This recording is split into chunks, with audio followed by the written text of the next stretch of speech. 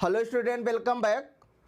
तो आज जो हम लोग बात करने जा रहे हैं आईटी जैम एंट्रेंस एग्जाम के बारे में कि भैया हमें आईटी जैम का एग्जाम क्यों देना चाहिए, क्या इसका स्कोप है, क्या हमें बेनिफिट्स मिलेगा, है ना, और कहाँ से हमें करना चाहिए। तो चलिए हम लोग इसका फुल ट्यूटोरियल देखते हैं। तो चलिए हम लोग बात करते हैं आईटी जैम के एग्जाम के बारे में कि आईटी जैम का एग्जाम्स क्यों दे।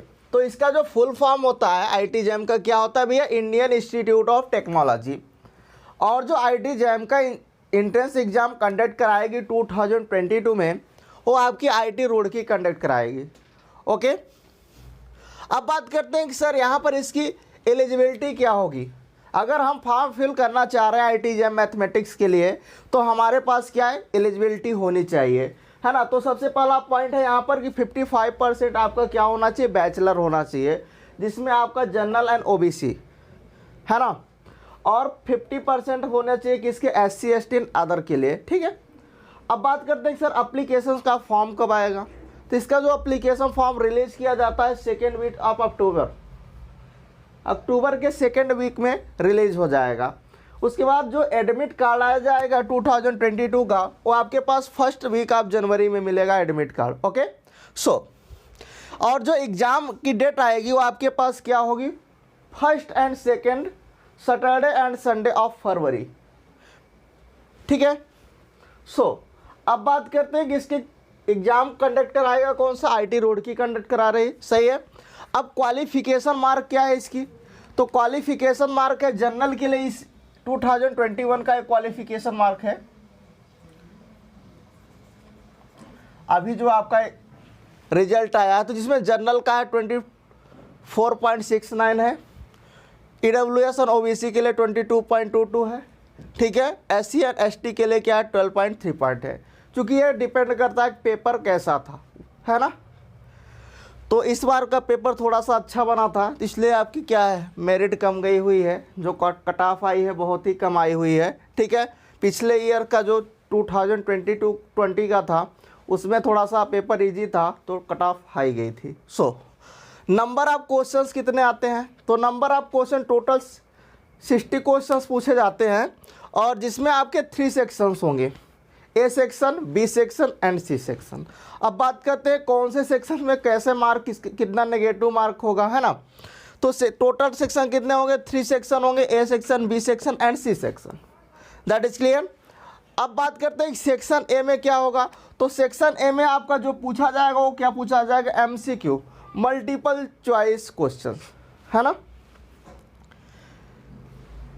और यहाँ पर आपका नेगेटिव मार्किंग दिया जाएगा। इसमें सेक्शन ए में टोटल 30 क्वेश्चंस होंगे और जिसमें 2 पार्ट बनेंगे। फर्स्ट पार्ट जो होगा क्वेश्चन 1 से 10 तक होगा, जो कि 1 मार्क का होगा, जिसमें नेगेटिव मार्किंग होगी 1/3।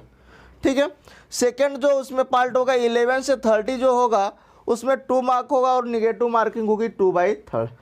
ओके, अब सेक्शन बी पर आते हैं। सेक्शन बी क्या होगा, आपके पास MCQ होगा, मल्टीपल सेलेक्ट क्वेश्चंस। ठीक है, जिसमें कोई भी नेगेटिव मार्किंग नहीं होगी। ठीक है, तो इसको, इस सेक्शन को आपको छोड़ना ही नहीं है।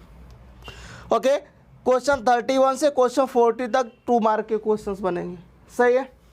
चलो, अब सेक्शन सी पर भी कोई नेगेटिव मार्किंग नहीं है, मतलब ये सेक्शन और ये सेक्शन तो आपको छोड़ना ही नहीं है। और इस 30 क्वेश्चंस में कम से कम अप्रॉक्सीमेट 15 to 20 क्वेश्चंस करके आना है आपको, है ना। तो यहाँ से इसमें भी सेक्शन सी में 2 टाइप के बन रहे हैं। क्वेश्चन 41 से 50 तक 1 मार्क का बनेगा, और क्वेश्चन 51 से 60 तक 2 मार्क का बनेगा। तो टोटल कितने क्वेश्चंस हो गए, यहाँ से आपका कितना हुआ, यहाँ से 20 क्वेश्चन यहाँ से, और आपका 10 क्वेश्चन यहाँ से 30, और 30 यहाँ से 60 क्वेश्चंस हो गए।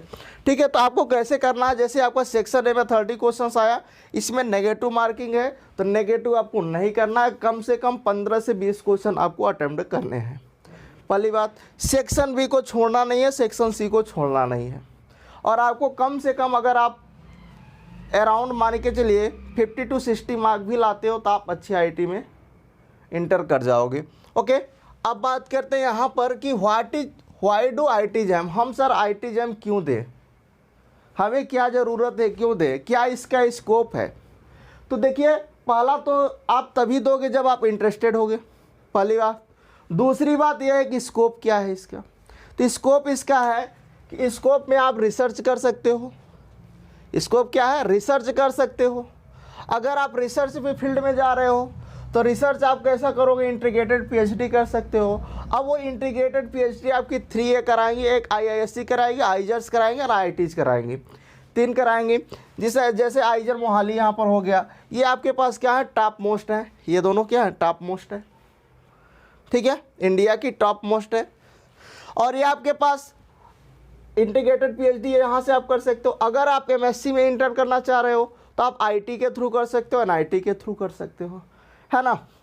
तो ये इसके स्कोप है और बाकी तो हमने बता ही दिया। तो ओके, तो बाकी नेक्स्ट लेक्चर से हम लोग बात करेंगे क्या इसके बुक क्या होंगी ये और कितने टॉपिक, कौन से टॉपिक से कितने मार्क के क्वेश्चन पूछे जाते हैं। Okay, thank you, bye bye, take.